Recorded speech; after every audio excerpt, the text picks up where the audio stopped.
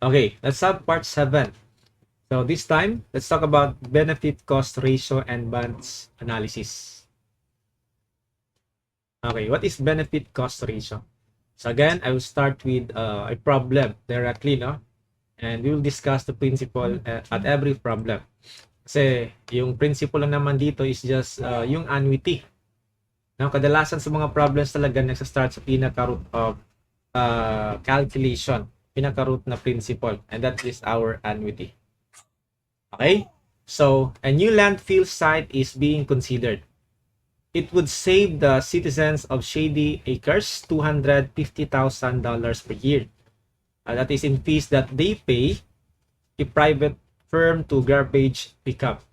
The citizens who live near the road to the landfill site, the citizens who live near the road to the landfill site, and especially to those who live closest to the site, are not supportive. Meron pa siyang storytelling, no? A local university economist has estimated these benefits of traffic, noise, and odor to be $120,000 per year. The new landfill will cost $2.4 million and it will last for 40 years. Shady Acres uses an interest rate of 6%. Calculate the benefit cost ratio using the equivalent annual measures. Meron siyang term na using equivalent annual measures. Ano ba yung benefit cost ratio? So let's define that one, denote that one as BCR, benefit cost ratio. From the word itself, benefit and cost ratio.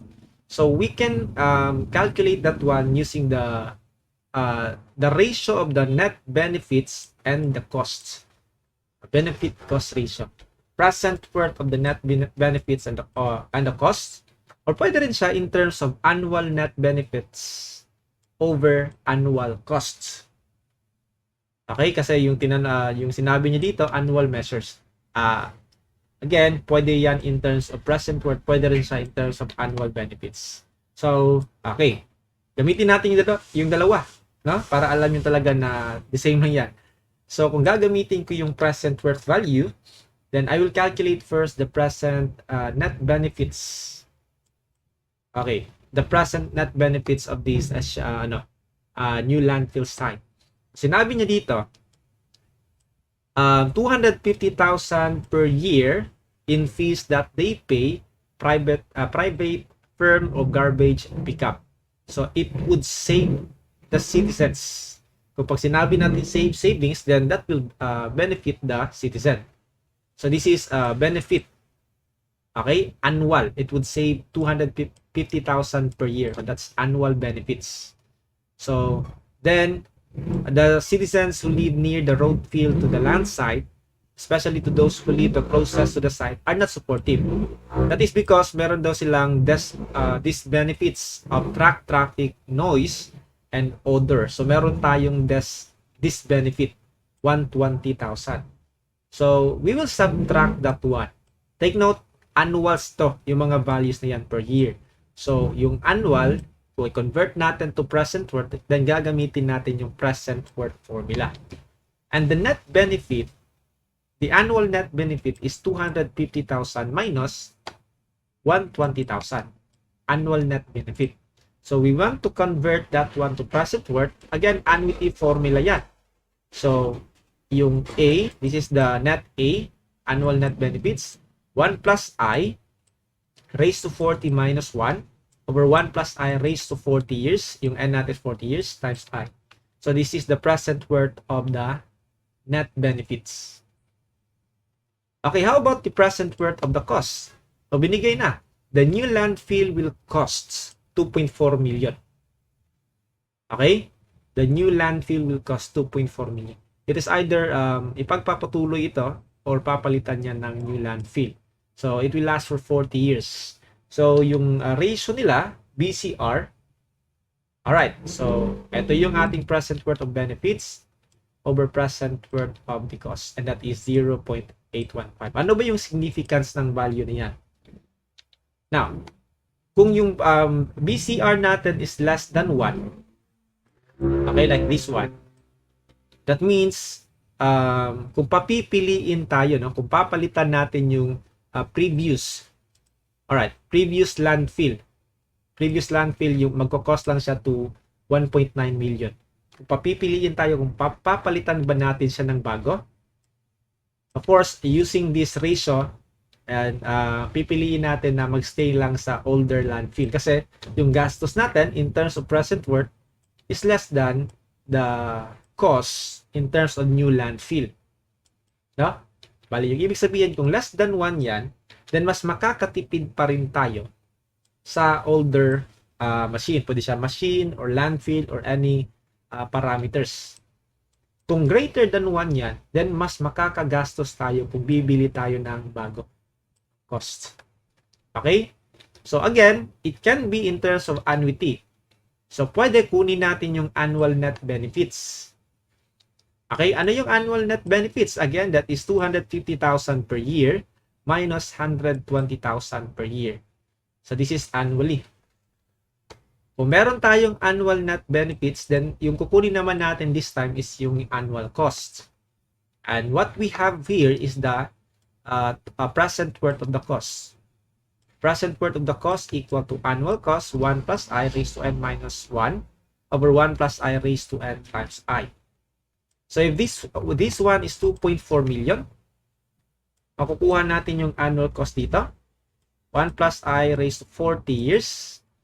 Alright, so annual cost is 159,507.69. So in terms of this formula, the BCR will be the same as 0.815. Okay? Annual net benefits is 130,000. Yung annual cost is 159,507.69. Then the same answer lang yan. Ganun bahala. Sometimes depende sa problem. Saan ka mas makakapabor?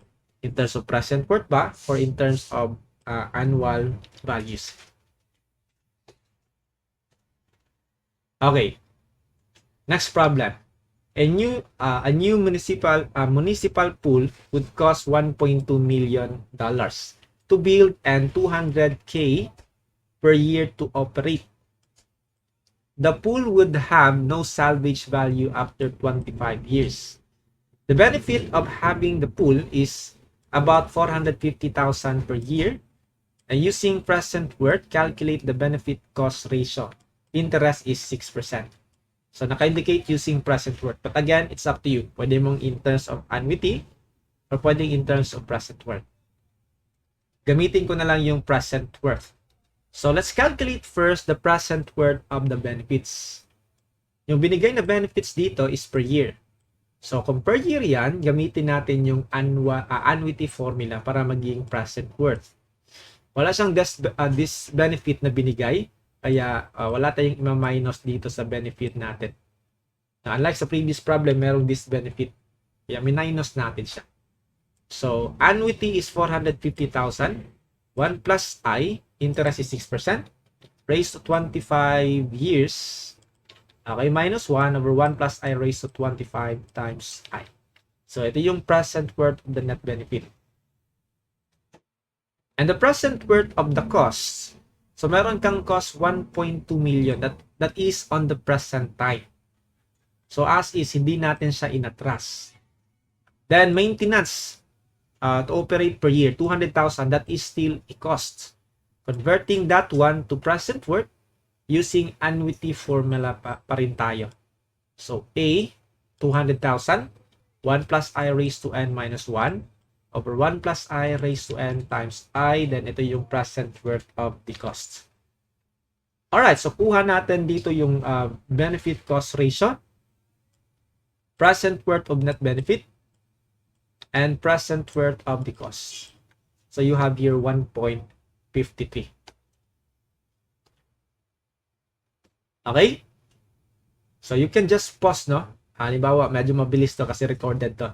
You can just pause every discussion. So, alright, another problem. Heavy metal stamping is evaluating a project with a first cost of $150,000.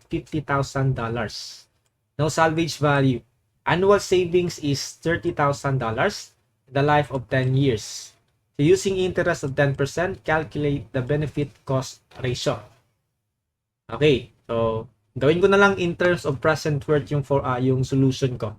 So you have here a present worth of net benefits. Alright, no salvage value. Annual savings. Take note, savings is benefit. Cost is, of course, that is a cost. So if yung given benefit is annual, na gusto natin in terms of present worth, convert muna natin siya to present worth. Again, annuity formula. A, 1 plus I raised to n minus 1 plus I raised to n times I. Tingnan nyo yung mga solutions natin. Paikot-ikot lang to sa annuity formula and also yung compound interest. Yan lang talaga yung concept na naglalaro dito sa engineering economy. Na-mastery nyo lang talaga yung cash flow. So, while the present worth of the cost is 150,000, wala nang ibang binanggit na cost dito, 150,000 lang. Walang annual cost. So, as is yung ating value na yan. So, the benefit cost ratio is present net benefit over the present worth of the cost. So, you got here 1.229.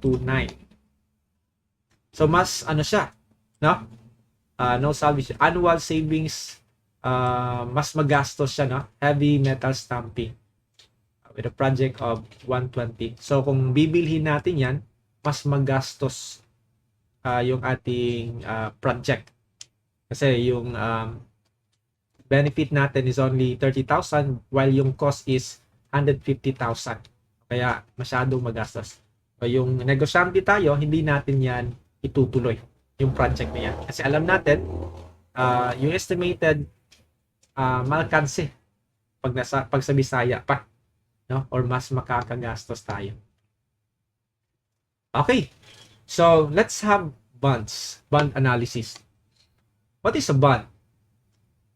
A bond is a written contract to pay certain redemption value C on a specified redemption date and to pay equal dividends D periodically.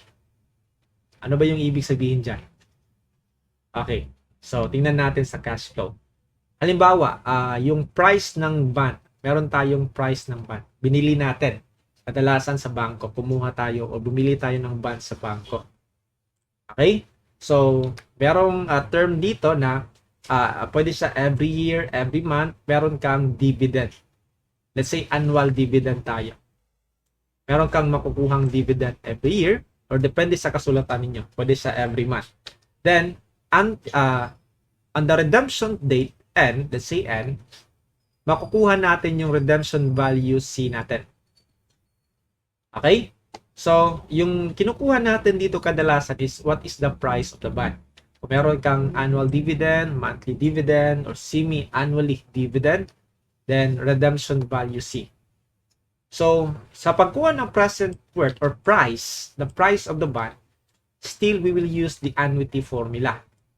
Bale, yung present worth of all of the dividends, annual dividends, for example, and yung present worth of the redemption value C. Ganun lang yung concept natin. So, by using the cash flow, the price of the bond is equal to this in terms of present worth. So, we use annuity formula. And yung C naman, inatras natin at an end time. So, if it is an single value, lump sum value, that is C over 1 plus I raised to N. So, that is the price of the bond. Madali lang. Kailangan mo lang evaluate o ma-determine ano yung mga given sa problem. So, meron tayong tinatawag na F, that is the face value or par value of the bond. C, we call that one as redemption value. Take note, F is not future worth in this notation. Redemption value and a specified redemption date. R is the bond rate or dividend rate.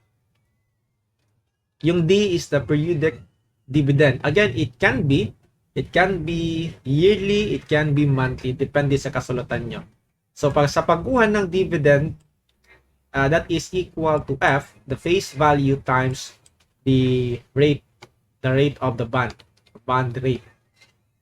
Yung I dito is not the rate of the bond, ha? Iba yung I, investors at interest rate of return. That is coming from the kadalasan sa bangko, no? Yung binibigay na interest sa atin. So, ito yung rule. It is redeemable by par. Kung meron sang term na redeemable by par C is equal to F. Redemption value is equal to the face value. Kung redeemable at premium, then C, mas malaki yung makuha natin sa face value na greater than F. Redeemable at discount, yung redemption value natin is less than the face value. Again, kailangan na talaga natin dito ma-determine ito sa problem. Ma-identify natin ang tama yung given. Okay? So let's have an example. A man wants to make 14% nominal interest compounded semi-annually on a bond investment. So how much should the man be willing to pay for now? A 12%, 40,000 bond that will mature in 10 years and pays interest semi-annually. Okay, so ano ba yung tinatanong? How much should the man be willing to pay now? That must be the price of the bond, yung ibibili niya. Ano yung price ng bond na bibilhin niya. So, a man wants to make 14% nominal interest. Okay, ano yung ibig sabihin dyan? Semi-annually, nominal interest. So, how much should the man be willing to pay now for 12%? Let's interpret that one using our cash flow. Okay, so meron daw siyang makukuha na dividend na the bond will mature at interest rate of semi-annually. Semi-annually yung payment natin. Dapat tugma yung dividend natin sa interest rate. So, meron tayong dividend semi-annually. Twice every year. Ito yung 1 year. So, semi-annual, first semi-annual, second semi-annual, and so on and so forth. Then again, at the maturity of the bond, makukuha natin yung redemption value natin. And the price of the bond is the sum of the present worth of this cash flow. Let's identify each. Yung nominal interest rate dito is 14%, 0.14. Take note, nominal yan. It is compounded semi-annually. So yung interest natin per semi-annual is 0.14 over 2. Mode of compounding is semi-annual. So kaya i-divide natin siya ng 2. Okay, so you have here 0.007 per semi-annual or per 6 months. Yung R natin is the bond rate. That is 12%. How much should the man be willing to pay now for 12%? That's the bond rate. Okay, 40,000 bond. Yan yung ating face value. 40,000 bond that will mature in 10 years and pay semi-annually. So, take note, yung dividend natin is equal to F. Okay, the face value times the bond rate. So, you have here 40,000 times 0.12. Alright, take note, yung 12% dyan is still per year. Pag binigyan ka ng bond rate, per year yan. Kung hindi siya naka-indicate. So, per year pa yan, but dapat tugma yung ating interest that's per semi-annual. Dapat per semi-annual din yung dividend natin. So, yung dividend must be divided by 2 para maging semi-annual dividend din tayo. Okay? So, you have here 2,400 pesos per semi-annual. What is our redemption value? So, wala siyang binanggit if it is redeemable by par, by premium, or by discount. So, kadalasan basta wala siyang binanggit, as is tayo, it is redeemable by par. So, yung redemption value natin is just equal to the face value, 40,000. Basta wala siyang babanggitin. Sometimes, i-mention talaga sa problem station na yan yung ating redemption value. Okay? So, the present worth or the price of the bond is equal to the present worth of this annual dividend, semi-annual dividend, plus the present worth of the C. Okay? Take note, semi-annual tayo ha. So, yung dividend natin semi-annually, it is 2,400. 1 plus I, yung N natin dyan, for 10, for 20, for 10 years tayo, so yung N natin semi-annually, you have 20 semi-annual dividend. Okay, kaya raised to 20 tayo. Minus 1 over 1 plus I raised to 20 times 0.07. Okay, for this term, 40,000 yung C natin. 1 plus I, 0.07 per semi-annual raised to N. N natin is 20. So the answer is 762.39, letter B. So yung gagawin mo lang dito pag nalito ka, dalawa kasi yung interest dyan, baka malito ka. So merong term na nominal, yan yung interest, investor's interest. Okay, yan yung investor's interest natin. So, pag sinabi lang 12% in terms of percentage, that is our bond rate. Pwede mo namang i-trial and error. Halimbawa nga lang, no? Pag nalito ka talaga sa problem, pwede mong baliktarin. Kung walang lumabas sa choices, then baliktarin. Okay? Alright. Next problem.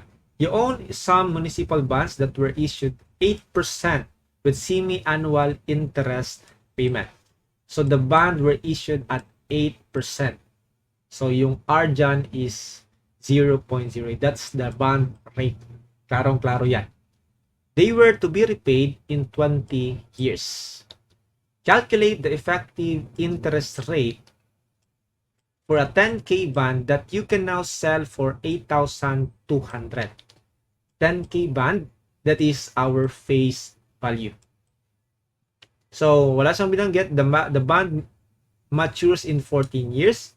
Again, wala siyang binanggit na redeemable by par, okay, by discount or by premium. So, as is yan, as the redemption value na C. You can sell now. That means that is the price of the bond. So, the price of the bond is $8,200. Yung N natin, okay, what is our N? The bond will mature in 14 years. That is 14 times 2. You have here 28 semi-annuals. Okay? So, yung dividend natin, semi-annually, it is again F times R, where F is 10,000. Yung R natin is 0.08. That is per year. Divide pa natin ng 2 para maging per semi-annual. You have here $400 semi-annual. And apply the formula here with the price 8,200. Alright, D natin per semi-annual raised to 28, then plus C, 10,000.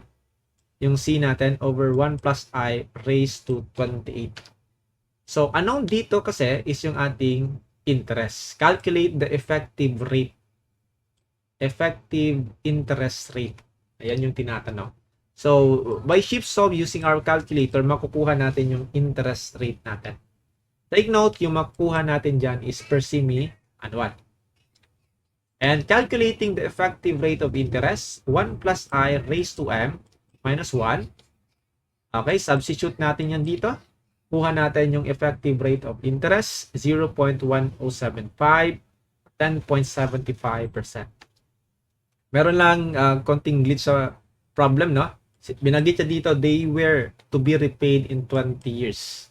So, hindi yan nagamit sa problem kasi ito yung gagamitin natin, the bond will mature in 14 years.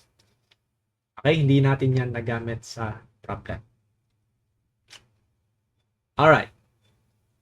Another example. A man bought a government bond which cost 1,000 pesos. Binili niya in 1,000 pesos. That is our price. Isa-isahin natin yung given. And will pay 50 pesos interest each year. Okay, interest each year for 20 years. So, will pay daw. A bond bought a government bond cost 1,000 pesos. So, yung government will pay the man 50 pesos each year. And that is our dividend per year. Na babayaran siya ng bangko. Then the bond will mature at the end of 20 years.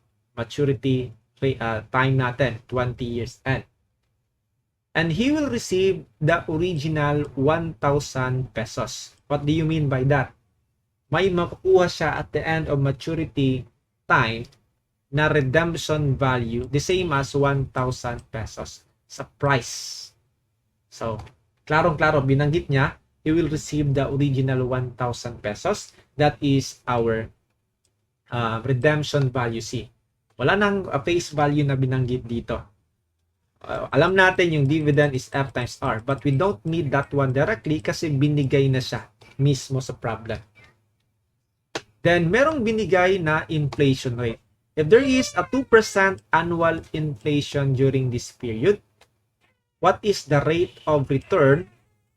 What rate of return will the investor receive after considering the effect of inflation? Okay, so tawagin nating F yung inflation natin. Wala tayong interest pa. So, using the formula for the bond, makukuha natin yung interest dito. So, you will have here 1,000 for the present, for the price of the bond. Okay, substitute the values, 50. 1 plus I raised to 20 years tayo. Yung C natin is 1,000. May makukuha tayo ditong interest, 0.05 per year. Now, how do we deal with this inflation? Yung gusto natin makuha is what rate of return will the investor receive after considering the inflation. Ito yung mangyayari dyan. To calculate for that, meron direct formula dito pero ito yung concept. Yung magiging interest after considering the inflation, that is equal to 1 plus I over 1 plus F. This is the interest without the inflation. I divide natin siya ng, ito yung effective rate of interest. The rate of interest per year without inflation, i-divide natin siya ng 1 plus I, or the rate considering the inflation. So, in this case, makukuha natin yung interest considering the inflation. Transpose na lang natin siya. So, we will have here 1 plus 0.05, yung nakuha natin, over 1 plus interest of inflation, minus 1. So, ito yung ating interest considering the inflation, 2.94%. Ganun siya dapat i-calculate. No? Ganun siya dapat i-apply yung ating interest. Merong formula dito kung tama yung pagkakaalala ko. Simplify yan. We call that the Fisher's formula. I think that is inflation plus interest equal to I plus F plus IF. Hindi ko lang matandaan correctly. Pero yung concept dyan, effective rate per year considering inflation. Ito, without inflation, i-divide natin sa merong inflation. Okay. So, ABC Corporation has decided to sell $1,000 bonds, which will pay semi-annual dividends of $20, 2% per period. That is 2% of 1,000. Yan na yung $20. And will mature in 5 years. So, let's define each $1,000. That is the price of the bond. Has decided to sell bonds.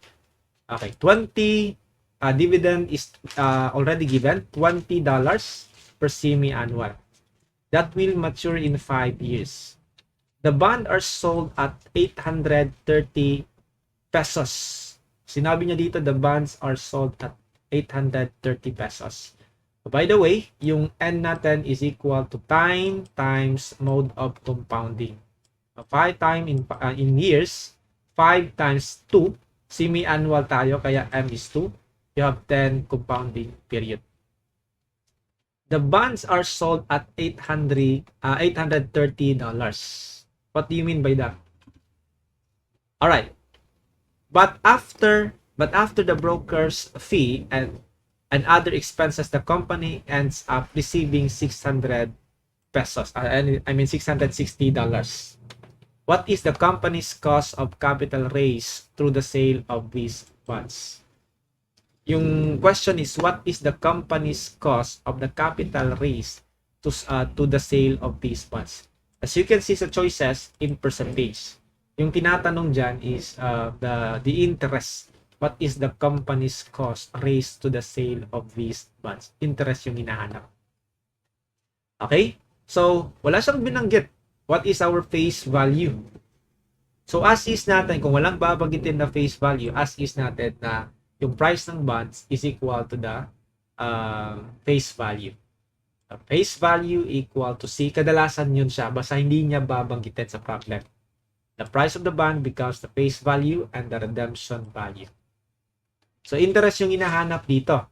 So, P, using the formula for the bond, yung P natin is 760. Okay? So, bakit 760 hindi 1,000? Hindi siya 1,000. Nabanggit ko pala kanina 1,000 yung price. So, the corporation decided to sell the bonds by 1,000 pesos. Pero meron siyang dinagdag na statement dito eh.